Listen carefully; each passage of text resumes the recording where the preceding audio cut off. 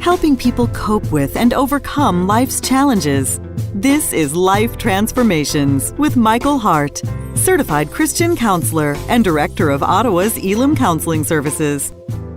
Hi, I'm Michael Hart, president of Elim Counselling Services, and I want to thank you for listening to this edition of Life Transformation, a Christian counseling radio show where chains are broken and lives are transformed. As usual, we have an interesting show lined up for you today, and today we'll be talking about why Christmas may be a time of depression and how to cope, a time of depression or a time of sadness. So when we think of Christmas, we often think about this happy time of the year, but for many people, Christmas is really a time of sadness. So this show, you wanted to just talk a little bit about some of the reasons why Christmas might be a sad time for many people and what can be done to cope. But before I do that, I would just like to give out our contact information again, because I realized I didn't do it at the beginning of last show. So you might have been listening to the podcast and saying, oh, these ideas sound great, or I want to contact, Elim, but I'm not sure how to do that. So our website is Elim, E-L-I-M as in man, counseling with 2 L's, ministry.com, elimcounselingministry.com, and you can call us at 613-699-1677. I'd also love if you would interact with us through social media. On our website, we have links to Twitter, we have links to Facebook, and there are ways in which you can comment about the radio show on Facebook, or you can ask questions on Facebook so that we can interact with you about questions that you may have, or comments, enlightening comments that you may have, because you may be an expert in some of those areas and you might want to share your insight for others as well. So again, I want to thank you for joining us on the Life Transformation Radio Show. And with me in studio today is the happy Melissa Wagood. Welcome, Melissa. Hi, Michael. It's great to be back. Mm-hmm. And so for the sake of our listeners' ears, I will not break into song and start singing Christmas is the most wonderful time of the year, because I think I will induce depression in many. God has given me many gifts. Singing is not one of them. But for many people, when you think of Christmas, they think it's happy and joyous, and there's turkey and presents and everyone's smiling and it's awesome. But there's a lot of people out there that I think you've described it as they look forward to it as much as they look forward to going to the dentist for a root canal. Mm-hmm. And so for many people out there, whether they want to admit it publicly, Christmas isn't fun. It often causes a sense of sadness or depression. And what we really, I think, want to do in this show is highlight some of the reasons why people feel this way during Christmas, and hopefully give some tips on how they can cope with these feelings. And for people in their life, maybe give them some awareness of not everyone's happy at this time of year, and give them some insights into why. So off this top, can you give some examples as to why people may not look to Christmas as the most wonderful time of the year? There are a number of different reasons, but let me start with one common one, is that for people who have had loss of a loved one, like people whose loved ones have died, and they're going through Christmas is a reminder that that person is no longer there. There is that seat that is vacant. There are those gifts that are not under the tree because that person is no longer around. So Christmas being this time of when families get together, the absence of the deceased loved one speaks very loudly during that time. And so people are triggered into this state of sadness when they realize that the person that they loved would always be there at Christmas is no longer there. So this can be a very, very difficult time. I think it is particularly very difficult for people who are going through the first Christmas where that person is not around. So if you're listening to this show today where you have lost someone this year and you're going into this Christmas season thinking that my husband is no longer around, I will be celebrating Christmas for the first time without him, or my wife is not around, or a child is not around, I'd like to say that our heart goes out to you, because this time will be a very, very difficult time of year for you. And so there are things that you can do to cope in the midst of that as well. And so one of the things that we talk about in our workshop is to keep the memory of the person alive. So instead of just ignoring that pain and to pretend as if you are not losing that person isn't there, you can keep the memory of that person alive by having, even around the Christmas tree, as you gather, to talk about what memories of that person, what that person would have been doing at this time. And I know it might sound like a sad thing to bring up at a Christmas gathering, but if you just ignore it and pretend that, oh, it's all happy and it's all bright lights and we're all having fun, and just ignore that person, then I think it would make it harder for you to heal. So keeping the memory of the person alive. Some people would even go to the point of the step of maybe having a stocking that represent a gift for that person, just so that you keep it very, very focused. You don't want to go into a denial state of denying that the person is gone. You want to make it very clear that yes, we are celebrating Christmas, but our loved one is not here. And just to follow up on the grief piece, is there ever a point where someone should be concerned about the grief? In the sense, is it that it's lingering or acute, or just they can't get beyond that? Is there ever a point where you're concerned about that? Because I think it goes without question, sadness is an appropriate response to losing someone so close to you. Absolutely. But is there ever a point where you get concerned? Absolutely. I think there are times when you can become concerned, but I think it's normal and natural for a person to have a very strong reaction to the loss of a loved one, especially in the first year or first 2 years.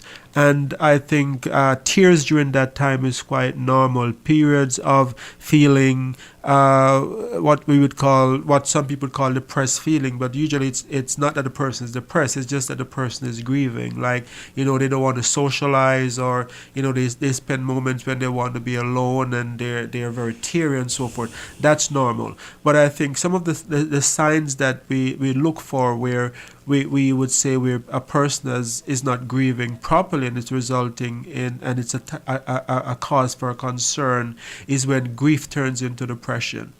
And we did a show some time ago where we talk about the difference between grief and depression. So you could go to that podcast to find out more about the differences. But in a nutshell, the major difference between grieving and depression is that grief is focused on the loved one that is no longer around, whereas depression becomes focused on the person who is grieving. So the thoughts will be, my future is without hope. I have no hope about the future. I will never be able to survive without this person, and just a lot of negative talk, self-talk about the person who has survived. Whereas grieving is different. Grieving focuses on the person is no longer around. That person is missed. So that's one of the major differences. So usually I find that with correct grieving, within a year or two, people begin to feel very much in control of their lives, move on to a new reality without the deceased loved one, and they're able to re-engage with life. Another cause of concern is when we find that a person is not able to resume activities. It's normal to take some time off work, but if you find that after a year a person is still in a state where they can't work and they are breaking down still, then I think there might be something else going on there besides grieving. So we just talked about how Christmas can sometimes be a sad time for people when they're reminded of a lost loved one. What are other reasons that cause stress around the holiday time that people may be experiencing?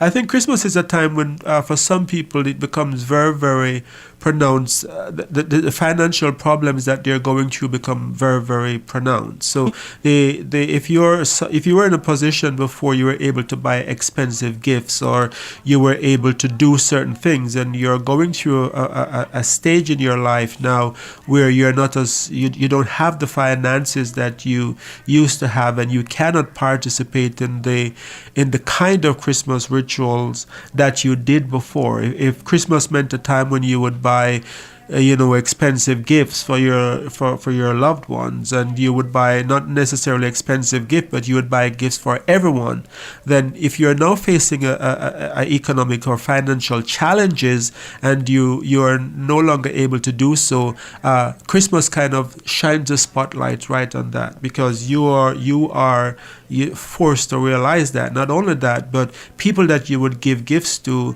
may have this kind of expectation. I can't wait to get the gift from so and so. Yes, I can't wait to get this, iPod that I'm going to get from, or this expensive,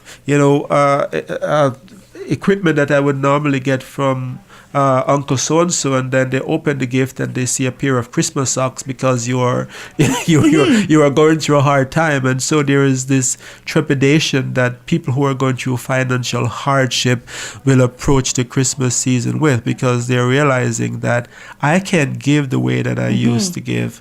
And so they can become depressed. So how do you deal with situations like that? I think if you're listening to this show and you're going through a situation where your financial situation has changed, and you are dreading Christmas because you're not able to do things the way that you usually do, and you're afraid of you're concerned about the expectations that others might have of you, I would say the first thing you can do is to don't wait for the Christmas morning to spring that surprise where they open the gifts with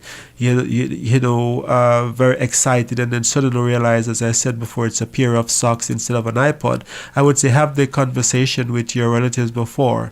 Just be honest and say that, this year I won't be able to give a gift to everyone, or I won't be able to give gifts at all, or, I won't be able to give the kind of things that I gave before. It may be embarrassing for some people, but I think it's much less embarrassing than for people to have this expectation of what they're expecting from you and not to get that. So I would say it's necessary to grieve what you have lost, to grieve the financial situation that you're now in, but not just grieve it. Accept it as a new reality. It might be a current and temporary reality, but there will be the need to embrace that, because, as I said before, like with people who have lost loved ones, if you're going through a financial stage of your life where you don't have the financial means, then you need to face that reality, deal with it, accept it,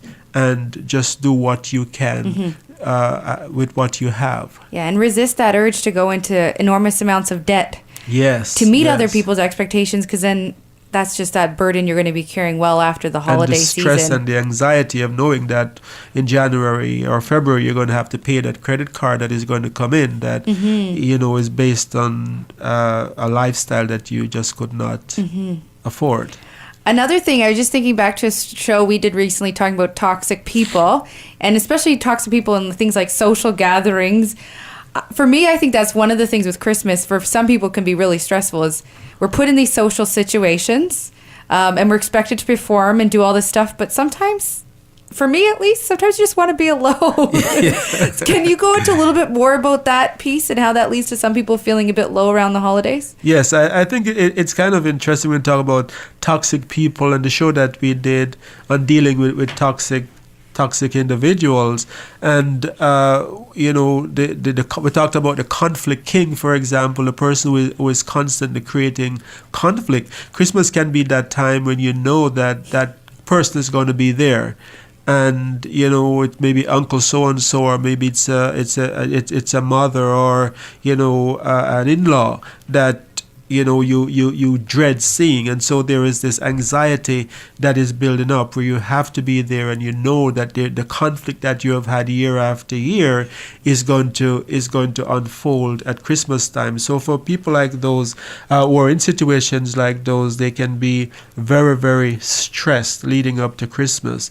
And so it's important, and we talked about how to deal with it in the show when we did on dealing with toxic individuals. It's going to be very, very important to prepare ahead of time for what is likely to unfold. So if there's likely to be comments about the way you cut your vegetables, or the way your house looks, or the way you organize your furniture, and you know that this is going to happen, I think it's better to be proactive and to come to some decisions in your mind as to what are you going to do when those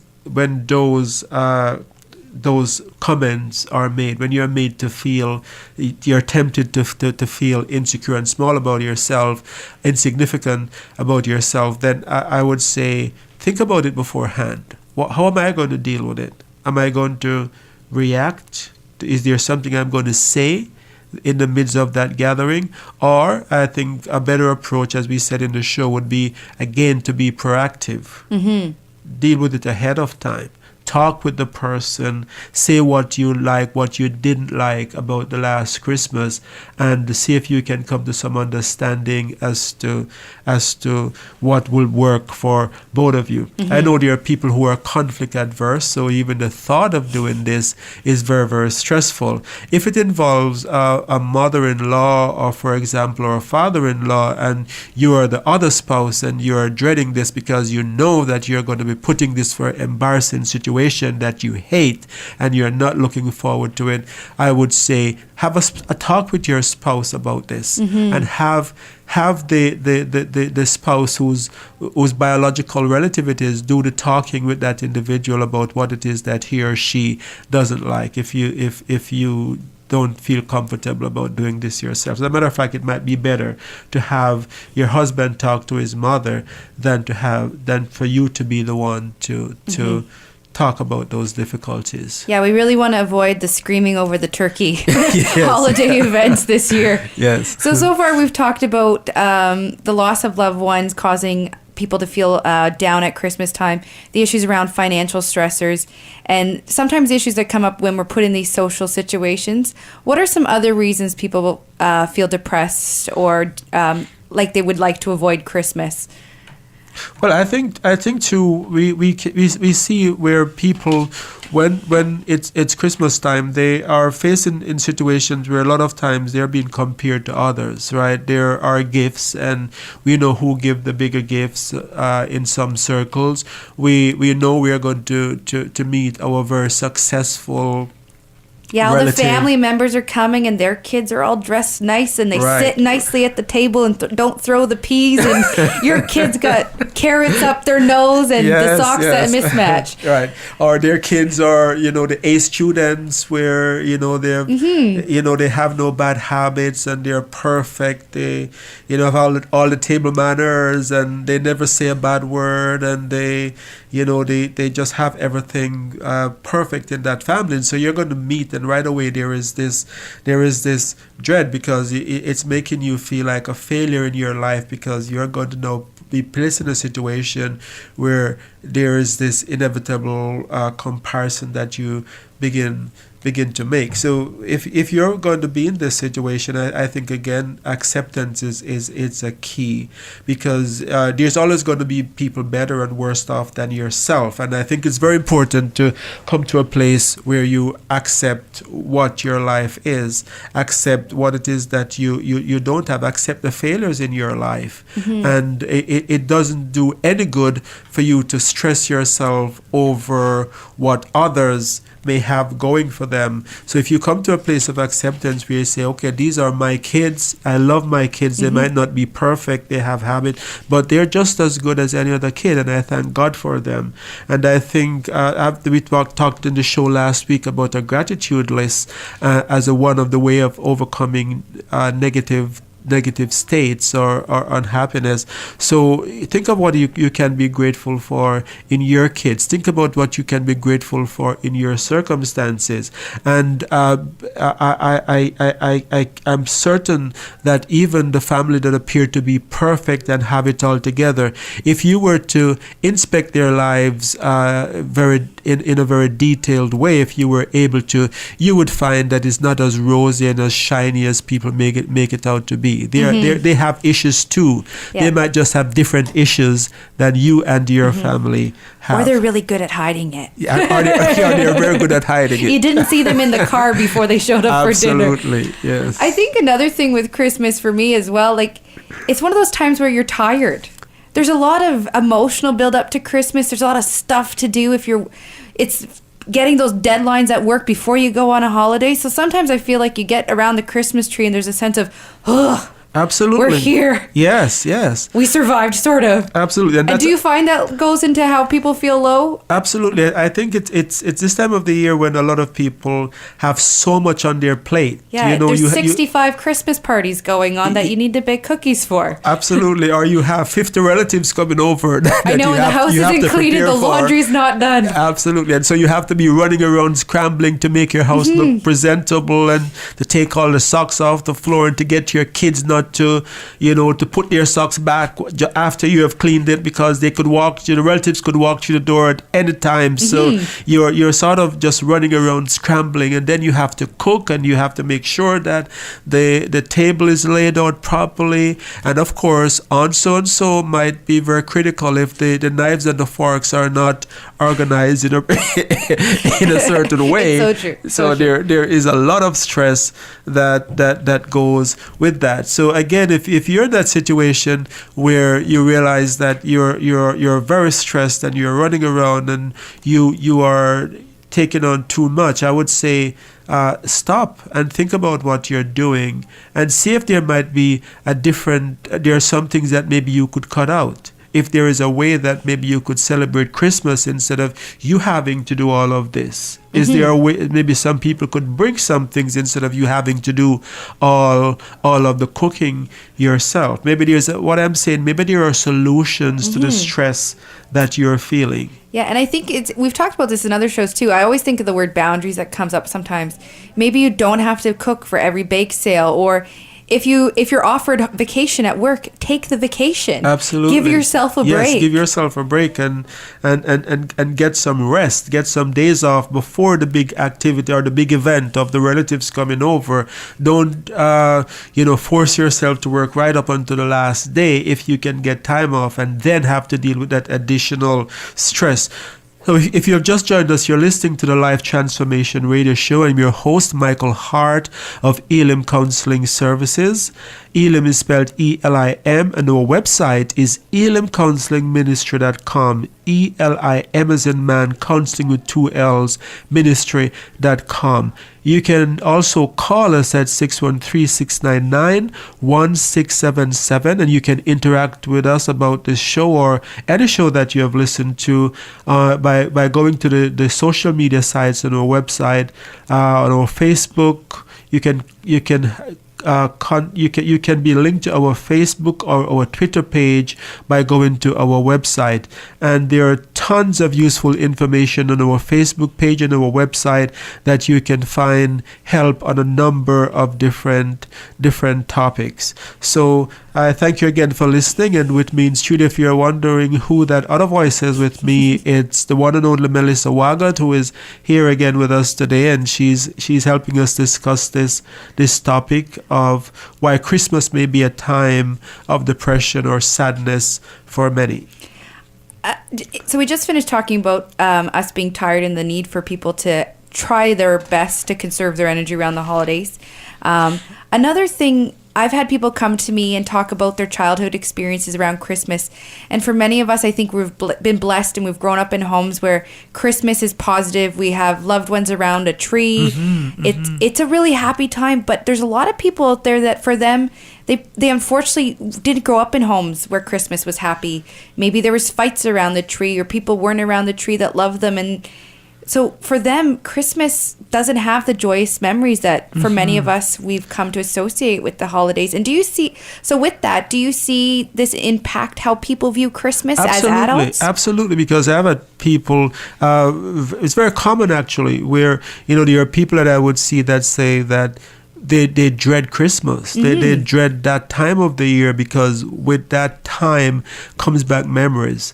And there are people who associate Christmas with the smell of alcohol because as a child, they would remember that Christmas was this big drink fest where, people would get drunk and then there would be people fighting each other. There would be a lot of chaos as a result of the drinking that goes on at Christmas. I've had people who have talked about relatives getting in fist fights, at Christmas time because they would drink to a stage where they would become drunk and then they would lose control, or people getting drunk and then saying very, very hurtful things to others. And so for those people who have had that kind of childhood experiences with Christmas served as a trigger because they're going into Christmas and just the thought brings back these visceral feelings, these internal feelings of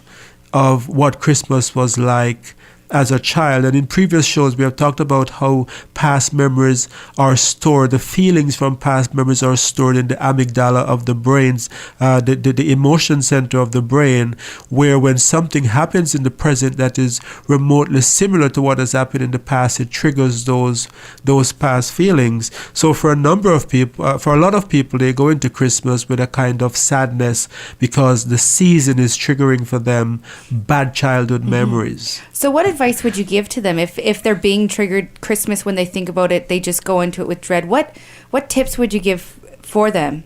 Well, for someone who is going through triggers like that, I think it would be very, very important to get professional help, because that would mean that you haven't dealt with those pain, that those emotional wounds from your past, and the fact that you're still being triggered after so many years suggests that there are things there that you need to be able to sit with a trained therapist who knows how to work on those past events with you in such a way that you can become healed and not be triggered by them in the way that you are. So for people who are experiencing those situations, I would say that it's best to go and see a therapist where you can sit and you can talk about what are some of these memories.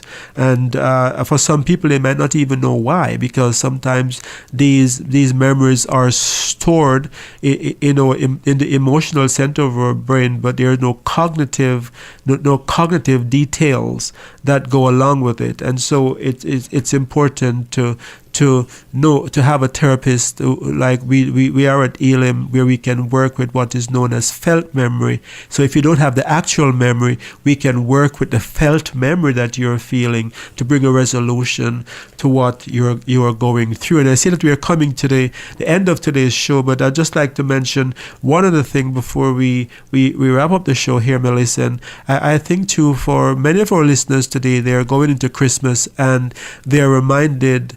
Christmas is a reminder that this is the first year they've been divorced, or this is the first year that their partner of many years is no longer with them because they have been the partner has left them for someone else, or the partner has ended the relationship abruptly. And so you'll be listening to the show today and you're going into Christmas and you're unhappy because there is this reminder that this person who was there in the past is no longer around. That's another reason why you may be unhappy. But there is help available. I don't have time to go into a lot of the details of how you can deal with that, but there is help available. You can call us at 613-699-1677, or you can contact us by email by visiting our website at Elim, E-L-I-M as in man, Counselling Ministry.com. And Melissa, unfortunately, we have run out of time for today. The show has went by has gone by so quickly. So thank you again for listening to this edition of the Life Transformation Radio Show. And Melissa, thank you very much for being here once again with us, because I think the way we discuss these issues are much more palatable for a lot of people to understand when we have this kind of a dialogue instead of me talking for half an hour. So until next time, this is your host Michael Hart of Elim Counseling Service, thanking you for listening, and pray that God would bless you in all your relationships and to keep you sound in mind and pure in heart. God bless you until next time.